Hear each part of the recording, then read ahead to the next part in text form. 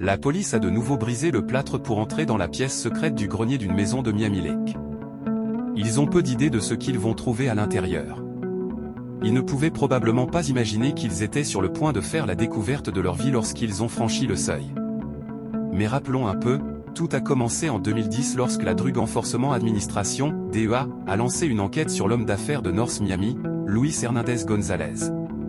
Son expérience dans le commerce de fleurs semblait assez innocent, mais le résultat d'une enquête conjointe de la DEA avec des détectives spécialisés a finalement abouti à l'obtention d'un mandat de perquisition pour l'expérience de fleurs. Les enquêteurs avaient une intuition sur ce qu'ils allaient trouver à l'intérieur, mais ils n'étaient pas exactement sûrs jusqu'où s'étendait l'influence de Hernandez González.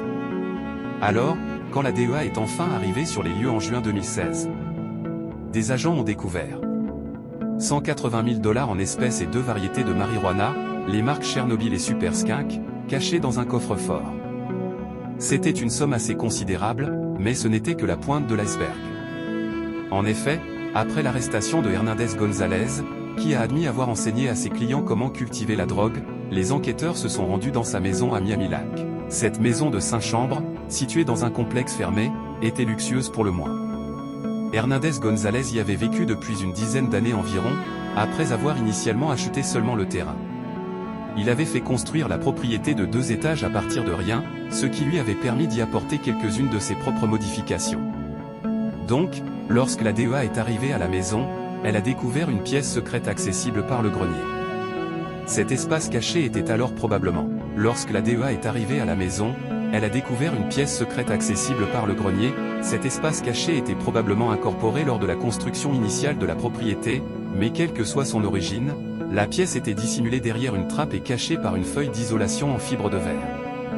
Une fois que les enquêteurs ont réussi à accéder à la petite pièce, tout a été révélé et ce qu'ils ont trouvé dépassait tout ce qu'ils auraient pu imaginer. Ils ont découvert des bouteilles de stéroïdes, un pistolet chargé, et surtout, 24 conteneurs scellés à la chaleur, chacun contenant des centaines de milliers de dollars au total.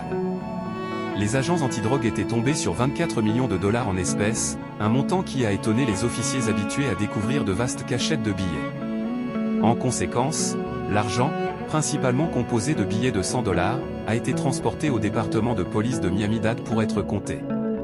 Pendant ce temps, Hernandez González a été arrêté. La hermana de elle, Salma Hernandez, también trabajaba en flor de experiencia, entre elo, la parja en frenta cargo por lavado de dinero, trafico de droga y posesión de cannabis. Interessantement, la DEA tenía un expediente sobre Hernandez González, un segundo caso abierto en Tennessee, donde un grupo de personas supuestamente traficaba marihuana. Más tarde, la policía descubriría que ambos eventos estaban relacionados. El primer aviso sobre Hernandez González provino de un informante de la DEA, quien logró iniciar una conversación con el futuro sospechoso sobre los entresijos de la industria de la marihuana. Mientras tanto, otro informante vendió marihuana a Hernandez González en 2 ocasiones. Al parecer, el dueño de la tienda vendía equipo de jardinería a cierto cliente a precio bajo, para luego comprar grande cantidad de marihuana a esos mismo cliente y revenderla, presumiblement en cantidad más pequeña, obteniendo así jugosa ganancia. Ensuite, il achèterait de grandes quantités de marijuana aux clients pour la revendre probablement en petites quantités afin de réaliser des bénéfices importants. Cependant, malgré tout ce que les informateurs avaient dit à la DEA, les agents n'ont jamais pu constituer un dossier solide avec suffisamment de preuves pour arrêter Hernandez González. En conséquence, l'enquête a finalement tous les faux en fait. Des années se sont écoulées sans plus d'informations sur Hernandez González ou son expérience dans la culture du cannabis. Mais alors, plus tôt en 2016, son nom a soudainement refait surface, et c'était tout. Grâce à l'affaire mentionnée précédemment du Tennessee. L'enquête ultérieure sur l'affaire a conduit à plusieurs arrestations en juin 2016, lorsque les agents ont également saisi de l'argent d'une valeur d'au moins 140 000 $, plusieurs armes à feu et 30 plants de marijuana. Curieusement, tous les condamnés partageaient une chose en commun, des liens avec Mon AM. De plus, au cours de cette enquête, la DEA avait mis sur écoute le téléphone du groupe du Tennessee, et l'un des appels enregistrés était entre le chef local, Luis Rago, et un certain Hernandez González, ce dernier conseillant le premier sur les soins des relents de marijuana. Le cas de Hernandez González a été largement exposé et la DEA disposait de toutes les preuves nécessaires pour obtenir le mandat de perquisition pour son entreprise.